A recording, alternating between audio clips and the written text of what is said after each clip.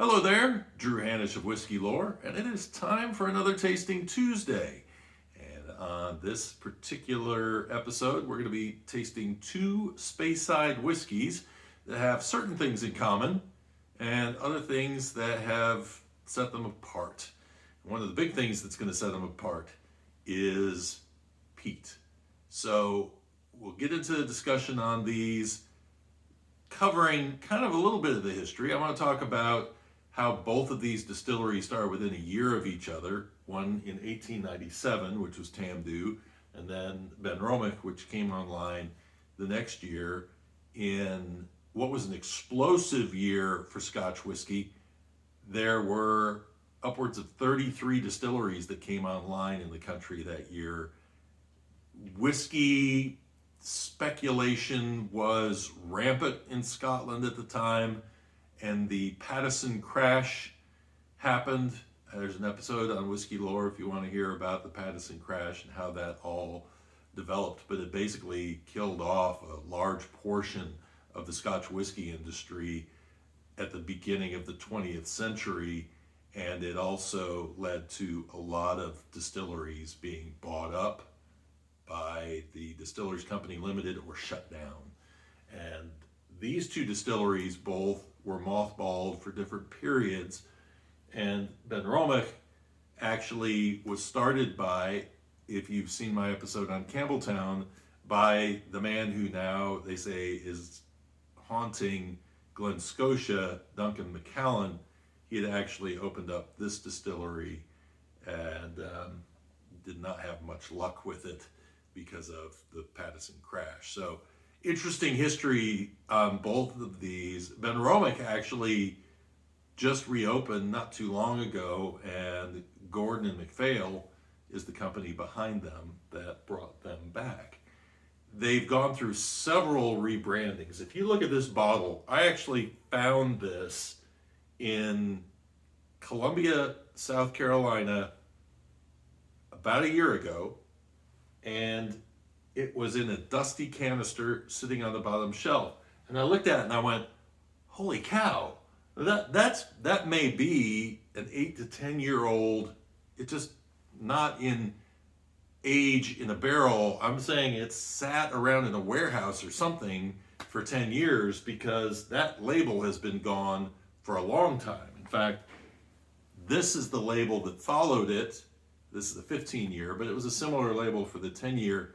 But even that is gone now. If you go look for BENROMACH, you're going to find it has a white label with big red block letters. Very different from this, very different from that. So interesting to see. I think part of the reason why they rebranded it was probably to make it pop out on the shelf a little bit more. I kind of like this. I thought that was kind of a cool and unique looking bottle, but I will say that unfortunately their logo was a little hard to read, so I think that was probably part of the reason for the change in logo. Both of these are sherry cask influenced Speyside whiskeys. With TAMDHU, we're getting into Oloroso sherry 100%. There's no American bourbon, ex-American bourbon casks in there. Whereas with BENROMACH, it actually goes through 9 years of being about 80% in 80% in American bourbon barrels and 20% in sherry barrels, and then they blend those together, and then they age for another year in Oloroso sherry barrels. So, and sorry for the. I have somebody mowing the lawn next door. It's the middle of February, and I have somebody mowing the lawn. I don't know what that's all about. Anyway, so we'll jump in and taste these two. BENROMACH is one of these distilleries that I'd really like people to know about, because it's not around that much. I haven't seen it around the U.S. very much, but I fell in love with it when I was at Glenturret in Scotland. They actually were letting us do tastings of other distilleries' whiskeys, because they said, well, we kind of trade off. You know, we're little guys, they're little guys. And so we kind of trade off with each other. And support each other. So that was cool. And I got to taste the 15, which sent me on this obsessive look for BENROMACH once I got back to the United States. Couldn't find it for the longest time, and now all of a sudden these dusty bottles are starting to show up all over the place. So hopefully that means that sooner or later we'll get some new stock in. But if you are lucky enough to find some, we'll go in and jump in and do that tasting here in a moment. TAMDHU comes in this beautiful bottle. It's really, really nice presentation.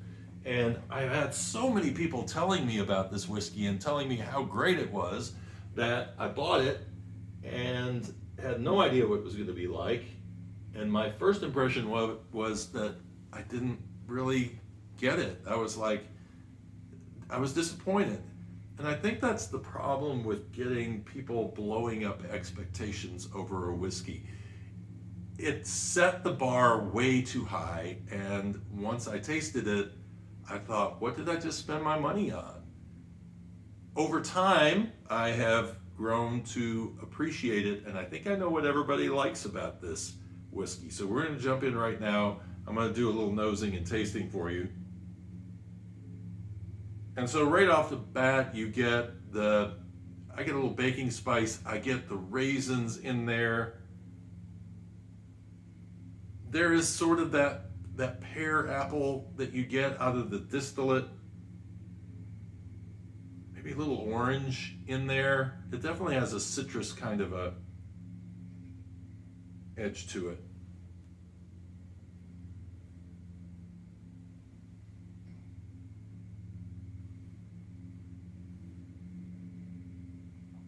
I know what people love about this. It is so thick. It has a really wonderful mouthfeel to it. As it finishes, it comes off into the grain. There's a char, it dries out. But before you get to that, the body of this whiskey is just marvelous. And it's coming with a little apple. I get a little cherry in there as well. But it's the caramel that really is kind of out front. Now I'm getting a little hint of black tea, I think, in there. There's a little red hot cinnamon that pops in for a short period of time. There's a lot going on in this whiskey. I think the thing that really sells me on it is the body and that caramel, that milky, toffee caramel kind of an experience that you get in the middle of it. And then it kind of goes off, like I say, into this maybe some lingering citrus peel in there, but it definitely is not sweet once it gets to the finish. It just goes into this nice little slight dry thing. I almost get a little smoke out of it, but I don't think so. I mean, if it is, maybe it's more of a char that I'm getting out of that particular whiskey. So I get it a little bit more now why people are so in love with it. Part of me was at first thinking they just love the bottle, and so maybe they're inflating it a little bit because of the nice experience of seeing the bottle. But it is a nice whiskey. It's one of those that I'll probably have to be in a particular mood to really enjoy. This is what I love, though, about doing these tastings, is that it gives me an opportunity to really try to contemplate what is it that gives pleasure from this particular whiskey, so that when I drink the whiskey the next time, I can focus in on that a little bit more, and it helps me enjoy it. It's a very nice, clean finish. It's just, like I say, it's going to be a mood whiskey. It's going to be one of those when I'm in the mood for just a nice, milky consistency in the whiskey, and that caramel coming through with the fruit experience in the front and the back of it. Now this is the BENROMACH 10, and the reason why I held this off to second is because there's a little bit more peat influence on this particular whiskey. BENROMACH is a very small distillery where they have 6 stills over at TAMDHU. They have 2 stills over at BENROMACH. It's probably part of the reason why you don't see it around very much. They can only produce so much whiskey. Now, it's my understanding that Gordon MacPhail is actually opening up another distillery in or near Speyside. So I don't know what the character of that whiskey will be, but this is really a whiskey to seek out for some. I'll go through the tasting notes. You can see if you agree with me. So this one has it kind of has a Christmassy kind of a baked goods smell to it. And there's a combination of lighter fruits, the apples, but then there's also a little bit of that raisin and dark fruit that comes in on this. Oh, the vanilla is very, very strong on this. I mean, those bourbon barrels are doing their work. It is fragrant. There's a little bit of a lemon pledge smell to it. And there's an earthiness. At first it was almost, it wasn't off-putting, but it was like, it almost is like an ethanol-y kind of thing. But then as I further analyzed it, it's almost like a grassy kind of a smell that comes out of this one. And there's a little hint of smoke. And part of my brain says it's almost a briny kind of smoke, but it's just a bit of smoke on the nose.